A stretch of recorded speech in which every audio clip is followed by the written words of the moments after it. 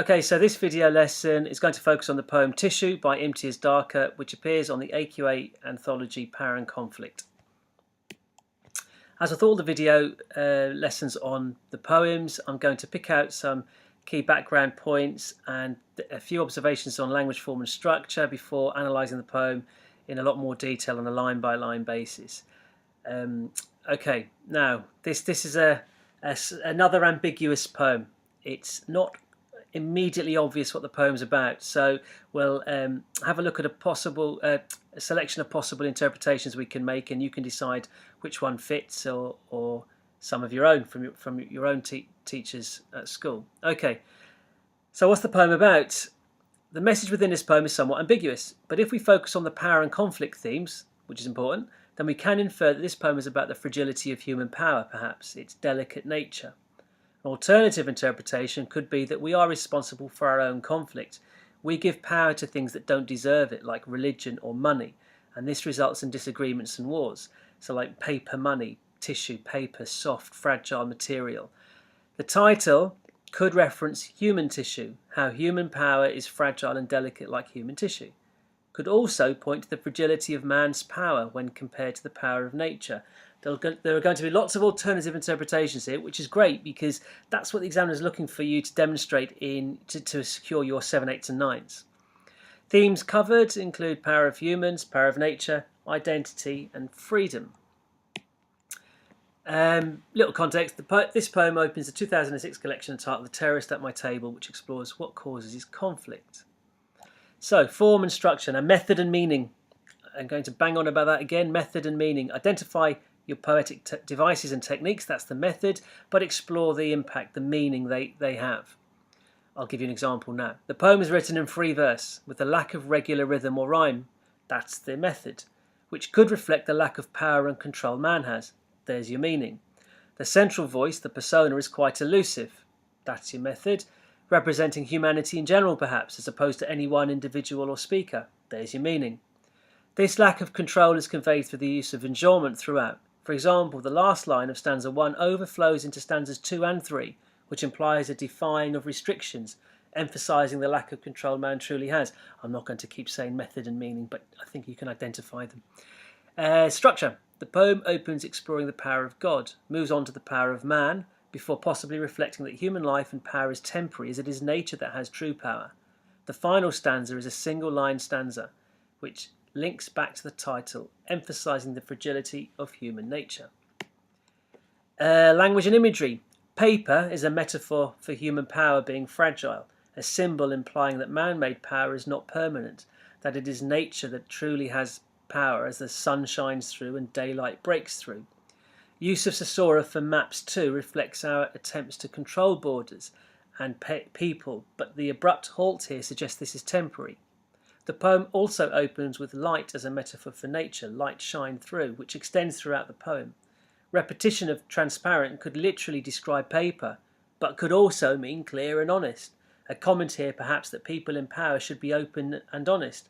When they are not, conflict arises. Okay, again, lots of either ors here, but not necessarily one or the other, both, but equally valid. So let me get the annotations up if I can get it right. That'll be it.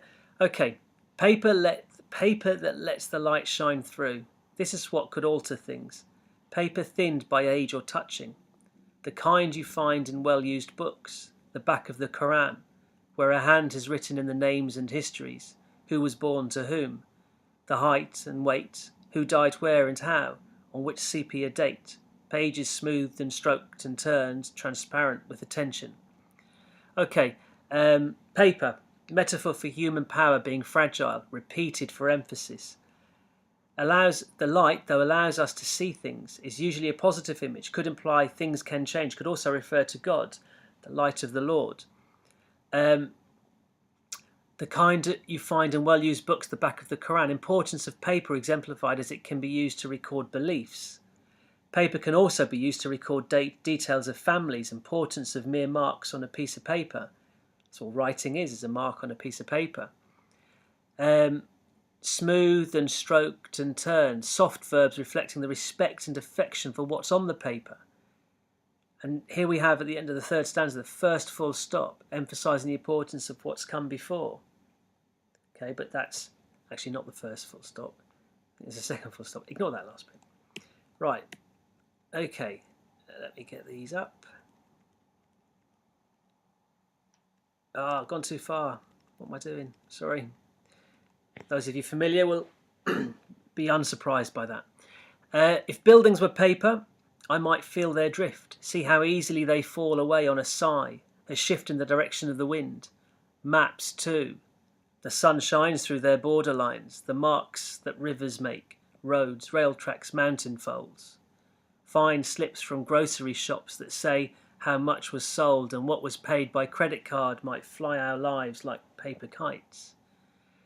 So shift in tone here, suggesting buildings are only temporary. Is this when compared to the power of nature, or perhaps even the destruction of buildings at the hands of humans? So the World Trade Center, for example, or just buildings in any war. Maps too, there's your caesura. Short, blunt statement reflecting how maps divide and segregate people.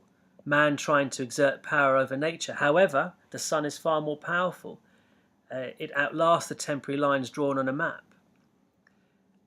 The long alliterative list creates a sense of flowing freedom associated with nature, juxtaposed with the previous blunt maps too of man's creation. Roads, rail tracks, mountain folds. And what was paid by credit card might fly our lives like paper kites. Our lives can be largely controlled by monitoring what we buy. Simile here could imply we are controlled by money. Kites are quite difficult to control. And the final 3 and a bit stanzas. One more? Yes, I got this one right.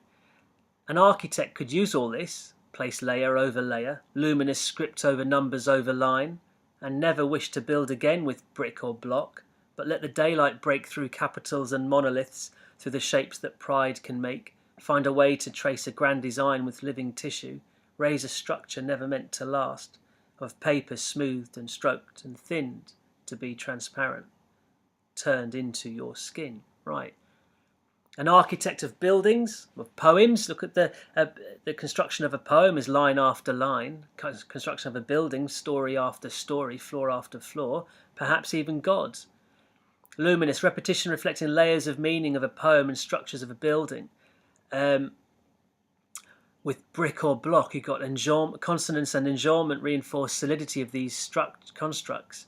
But as in lines 17 and 18, the power of the light and the sun continuing to shine long after these man-made structures are gone. The enduring nature of nature. With living tissue, focus away from paper to humans again, more complex than any building. Smoothed and stroked and thinned, a reminder of our temporary existence, but linked to line 11 reminds us we are part of a more complex, longer-lasting family history. Turned into your skin. Linked to title and fragility of human nature, directly addressing the reader. And the fact it's an isolated line just reinforces this fragility, our fragility of man. Right, okay, a few complex ideas there, but hopefully the analysis is made things clearer for you. Do print out, if you've got access to the PDFs, do print this poem out with the analysis, the annotations around it. It will help you in your revision. A brief summary of main poetic devices used: free verse, lack of regular rhythm or rhyme scheme, enjambment, caesura, metaphor, repetition, symbolism, simile, and don't forget about the meaning. Useful vocabulary to use when analysing: nature, man-made, control, power, freedom, creation, boundaries, temporary, permanent, transparent, fragility, restrictions. And links to other poems. Ozymandias and the power of human nature is ultimately more powerful than man. Or what about with My Last Duchess and how the power of man is undermined? Okay, hopefully that's been useful to you. Good luck with your revision and see you on the other videos. Bye-bye.